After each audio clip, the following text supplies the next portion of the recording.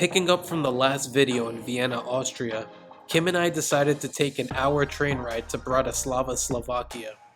The tickets cost $20 per person for a round trip, so it was the perfect excuse to cross another country off the list. Once we arrived, it was just a 15-minute walk to Oldtown, so Kim and I decided to walk. It was really easy to navigate. Once you leave the train station, you just walk straight until you can't anymore.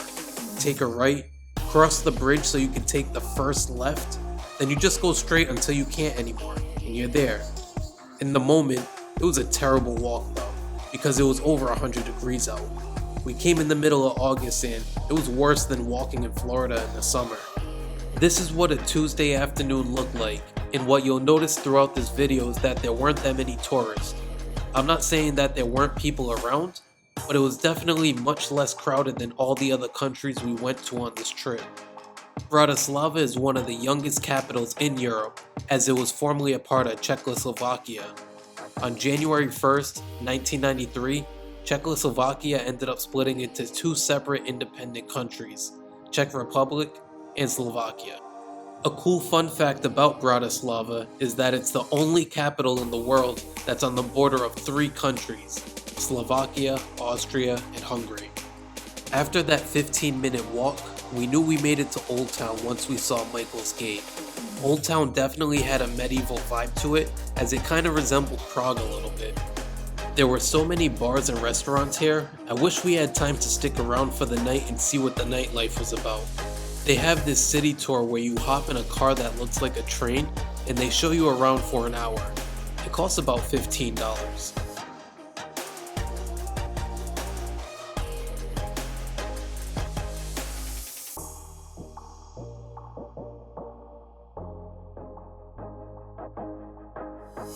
After walking around aimlessly, we made it to the main square. Not nearly as big as the one in Prague or Vienna, but it was still beautiful and charming. I didn't even know they had a main square, but I caught myself standing in the sun, just looking around kind of amazed. This place is definitely a hidden gem, and I'm surprised nobody ever talks about it. Next to the main square, they have their famous statue, Camille. It's said that if you rub his head and make a wish, it'll come true. And if a woman rubs his nose, they'll soon become pregnant.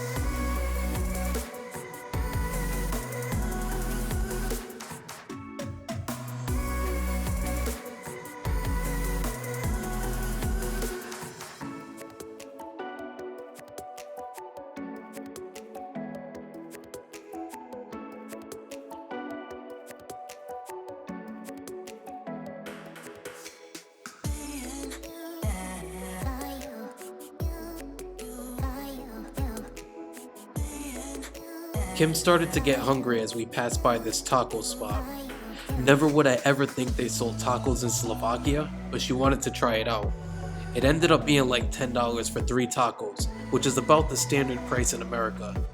Bruh, surprisingly the tacos are pretty good, and I would've gave it like an 8 out of 10. After doing a little research, I found a couple famous celebrities that come from Slavic descent. People like Angelina Jolie, Jason Mraz, John Bon Jovi, Brittany Murphy, The Miz, Andy Warhol, Steve Wilkos, and Jesse Ventura. Yo, I just learned that Angelina Jolie's dad is this guy. I know I'm not the only one that didn't know that. You thirsty, Stanley? Yes, Mr. Sir. Probably the biggest attraction in Bratislava is the Bratislava Castle. Standing on the hill above the Danube River, the landmark overlooks the city. Built around the 9th century, there were about 11 Hungarian kings and 8 queens crowned here. It was rebuilt several times over its life due to fires and wars. Another big attraction here is the UFO Tower. It's a cool place to grab food and drinks while having panoramic views of the city. They even have an observation deck if you want to take some pictures or videos. Overall, we only spent 3 hours here because it was too hot to walk around. We didn't get to explore the city like we really wanted to, and our time was limited because we already had our hotel in Vienna. It was a really cool city and exceeded every expectation we had of it. If you're ever in Vienna, Austria, or Budapest, Hungary, it's 100% worth it to take the train and spend at least a couple hours here. I want to say thank you for your support and sticking around for this long. I have one more video in Budapest, Hungary to show y'all, as it's the last video on this Euro trip. So if you can please subscribe to the channel, as I can use all of your support. I have some upcoming videos in Africa, Asia, and South America that I know y'all will like. I'll be back real soon. Y'all be easy.